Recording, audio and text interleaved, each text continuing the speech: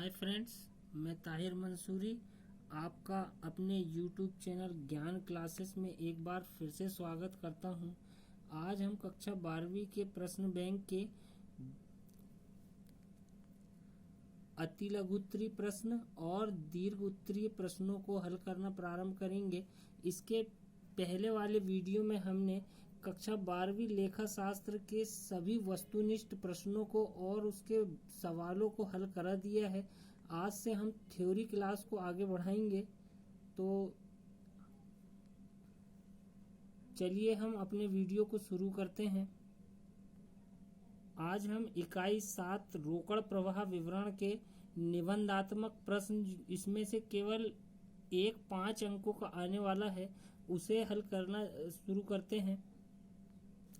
इसमें केवल 4 प्रश्न दिए गए हैं। 5 नंबर का एक प्रश्न इसमें से आएगा और एक सवाल आएगा।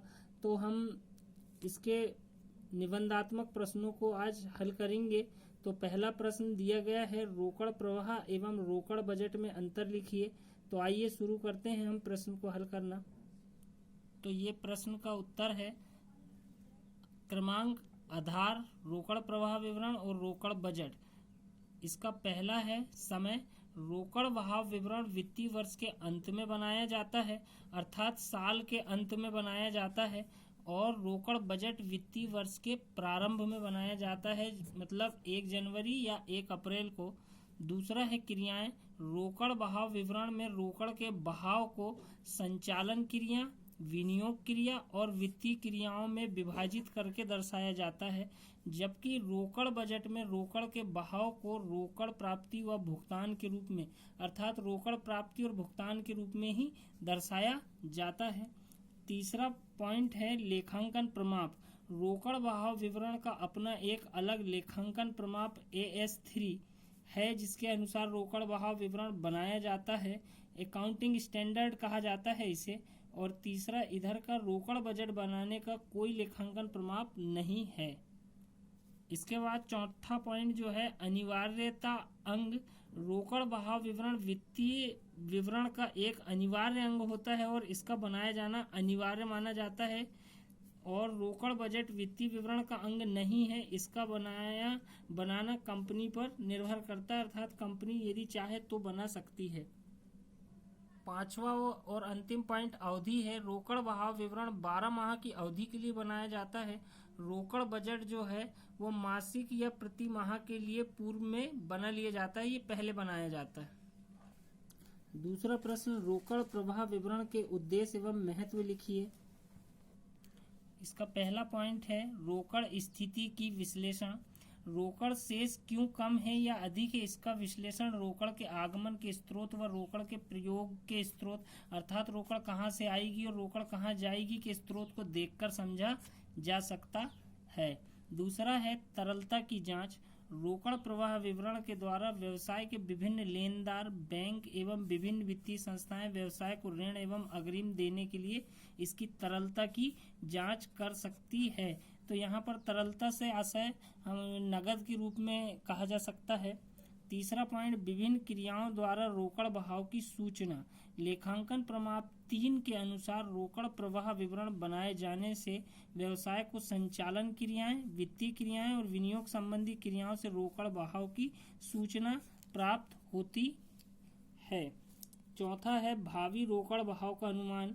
ऐतिहासिक समंकों के आधार पर बनाए गए रोकड़ बहाव विवरण के द्वारा रोकड़ के स्रोतों का ज्ञान, उनसे प्रभावित रोकड़ की राशि और समय आदि की सूचना है। भावी मतलब भविष्य से संबंधित बात कही गई है। पांचवा है नीतियों का निर्माण। इसके आधार पर व्यवसाय लाभांश की घोषणा से संबंध में नीति, व्यवसाय के फैलाव व विकास की नीति, दीर्घकालीन ऋणों की वापसी की नीति, स्थायी संपत्ति के प्रतिस्थापन की नीति शक्ति बना सकती है। तीसरा प्रश्न है रोकड़ के अंतर्बहाव एवं बहिर्बहाव की 5 मदें लिखिए। अंतर्बहाव का आशय रोकड़ के आने से होता है और बहिर्बहाव का आशय रोकड़ के जाने से, अर्थात रोकड़ कहाँ से आ रही है और कहाँ को जा रही है, इसके विषय में बताना है। तो 5 मदें पहले आने की बताई जाएगी। तो पहला है व्यवसाय के संचालन से प्राप्त रोकड़। व्यवसाय से संचालन से प्राप्त होने वाली रोकड़ को अंतर्वाह या स्रोत कहा जाता है। दूसरा पॉइंट, अंशों के निर्गमन से प्राप्त रोकड़। जब कंपनी अंशों का निर्गमन करती है तो इससे प्राप्त होने वाली रोकड़ स्रोत कही जाती है। तीसरा पॉइंट है ऋण पत्रों से प्राप्त निर्गमन रोकड़। जब कंपनी ऋण लेने के लिए ऋण पत्र जारी करती है तो उससे प्राप्त होने वाली रोकड़ को स्रोत माना जाता है।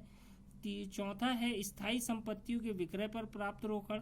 जब कंपनी अपनी संपत्तियों का विक्रय करती है तो उससे प्राप्त होने वाली रोकड़ भी स्रोत मानी जाएगी। पांचवा है विनियोगों से प्राप्त रोकड़। जब कंपनी विनियोगों का विक्रय करती है तो उससे प्राप्त होने वाली रोकड़ भी स्रोत मानी जाती है। अगला जो पॉइंट है रोकड़ में बहिर्भाव अर्थात रोकड़ कहाँ जाती है उसके विषय में बताना है। तो उसका पहला पॉइंट है स्थायी संपत्तियों का क्रय, अर्थात जब कंपनी स्थायी संपत्तियां क्रय करती है तो कंपनी की रोकड़ कम होती है, अर्थात रोकड़ का प्रयोग होता है, पैसा जाता है। दूसरा है विनियोगों का क्रय। इस प्रकार कंपनी विनियोगों का क्रय करती है, इस प्रकार कंपनी विनियोगों का क्रय भी कर सकती है, अर्थात जिस प्रकार कंपनी विनियोगों का विक्रय करती है उसी प्रकार से विनियोगों का क्रय भी करती है। भुगतान में प्रयोग। अगला पॉइंट है कंपनी को विभिन्न प्रकार का भुगतान करना होता है, अर्थात रोकड़ का उपयोग किया जाता है। चौथा ऋण पत्रों के शोधन में प्रयोग। जब कंपनी को लिए गए ऋण का भुगतान करना होता है तो इससे कंपनी द्वारा ऋणों का बहिर्भाव होता है। पांचवा है लाभांश के भुगतान में प्रयोग। जब कंपनी अपने अधीनस्थ कर्मचारियों को लाभांश का भुगतान करती तो इससे रोकड़ कम होती है या इसका उपयोग मानते हैं। इसका अंतिम प्रश्न है रोकड़ प्रवाह विवरण की सीमाएं लिखिए। पहला है इसका लेखांकन प्रमाण 3 के अनुसार प्रत्यक्ष विधि से बनाए जाने वाला रोकड़ वाह विवरण का प्रयोग संस्थाएं प्रायः नहीं करती है। दूसरा, रोकड़ वाह विवरण केवल रोकड़ के प्रवाह को दर्शाता है, यह संस्था की वास्तविक तरलता को सही रूप से प्रकट करने में असमर्थ है। तीसरा, रोकड़ वाह विवरण अल्पकालीन निर्णय के लिए सूचना प्रदान कर सकता है परंतु इससे दीर्घ निर्णय नहीं लिए जा सकते हैं। चौथा है यह ऐतिहासिक प्रकृति का है, कुछ सीमा तक यह भविष्य से संबंधित सूचना प्रदान कर सकता है परंतु यह सूचना भी एकदम सही नहीं कही जा सकती है। पांचवा है यह विवरण केवल रोकड़ में होने वाले परिवर्तनों तक ही सीमित है जो चालू संपत्ति का मात्र एक अंग है। आज हमने 7वीं इकाई के संपूर्ण प्रश्नों को हल कर दिया है। तो यदि वीडियो पसंद आए तो लाइक करें, सब्सक्राइब करें हमारे चैनल को, और यदि कुछ और भी परेशानी है स्टूडेंटों को तो वो हमें कमेंट्स कर सकते हैं। धन्यवाद।